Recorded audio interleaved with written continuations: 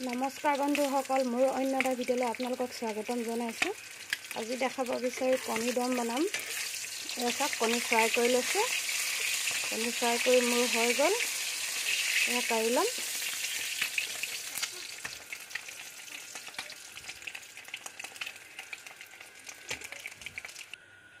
এয়া কণী ফ্ৰাই কৰি হৈ গ'ল আৰু তেল গৰম আছে। এতিয়া মই ইয়াত অলপ পিঁয়াজ দি দিম। পিঁয়াজখিনি অলপ সিজিবৰ কাৰণে দিম। তেল গৰম হৈ আছে আৰু পিঁয়াজ ৰঙা হ'বৰ কাৰণে বেছি টাইম নালাগে। ইয়াতে মই অলপ ৰচুন আদা পিচি থৈছিলোঁ, এয়াও লগতে দি দিছোঁ।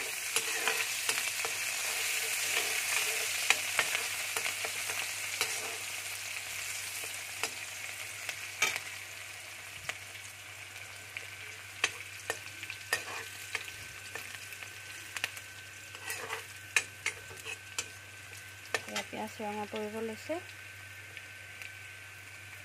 এতিয়া ইয়াতে মই অলপ 1 চামুচ এয়া হালধি দি দিলোঁ। ইয়াতে অলপ মই বিলাহী কাটি থৈছোঁ, এইখিনি দি দিছোঁ লগতে। অলপ বিলাহীখিনি মই এতিয়া সিজিবৰ কাৰণে দিম। এয়া চাওক, বিলাহীখিনি ধুনীয়াকৈ অলপ সিজি গ'ল, ৰঙচুৱা পৰিব লৈছে। আৰু এইখিনি মই মছলা পিচি লৈছোঁ। মছলা ইয়াত ৰচুন, আদা, পিঁয়াজ আৰু গোটা জালুক আছে, ইলাচি দিয়া আছে আৰু অলপ জিৰা দিয়া আছে। এই মছলাখিনি অলপ মই ভাজি ল'ম। ভাজি যেতিয়া মছলাখিনি গাৰ পানীখিনি শুকাব, তাৰপিছত মই যিখিনি মই আলু বইল কৰি থৈছোঁ সেইখিনি ইয়াত ঢালি দিম। এতিয়া মই অলপ ইয়াত সিজিবৰ কাৰণে ইয়াতে মই অলপ এতিয়া এয়া দি দিছোঁ জলকীয়া গুড়া 1/2 চামুচ, বেছি নাই দিয়া। আৰু এয়া মই মছলা দি দিছোঁ 1 চামুচ, গৰম মছলা আৰু মিট মছলা মিক্স আছে। ইয়াতে অলপ মই সিজাই ল'ম ধুনীয়াকৈ। মছলাখিনি অকণমান মই সিজিবৰ কাৰণে দিম আৰু মছলাখিনি সোনকালে সিজিবৰ কাৰণে মই ইয়াতে নিমখ দি দিম। এয়া 1 চামুচ দিছোঁ আৰু চব্জি অনুযায়ী আপোনালোকে দিব। মই 2 চামুচ দিছোঁ। ধুনীয়াকৈ মছলাখিনি আৰু মই 5 মিনিটমান ইয়াত সিজিবৰ কাৰণে দিম। মছলাখিনি আৰু অকণমান সিজিবৰ কাৰণে দিম। ইয়াৰ গাৰ পানীখিনি একেবাৰে মই শুকাবৰ কাৰণে দিম। যেতিয়া মছলাখিনি সিজিব, নিজে নিজে তেল বিৰিঙি আহিব, তেতিয়াই গম পাম। এয়া চাওক, মছলাখিনি সিজি অলপ ধুনীয়াকৈ গাৰ পানীখিনি অলপ এৰিব লৈছে। আৰু ইয়াতে মই যিখিনি আলু বইল কৰি থৈছোঁ ইয়াতে মই দি দিছোঁ।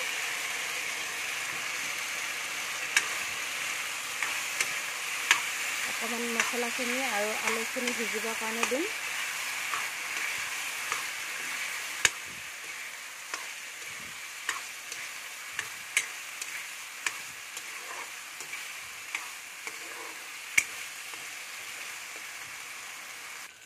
এয়া চাওক, আলুখিনি ধুনীয়াকৈ সিজিবলৈ ল'লে, সিজি গ'ল। আৰু এতিয়া আমি যোনখিনি পানী ৰাখি থৈছোঁ, অলপ গৰম পানী কৰি কুহুমীয়া গৰম পানী ৰাখিছোঁ, ইয়াতে মই এতিয়া ঢালি দিম।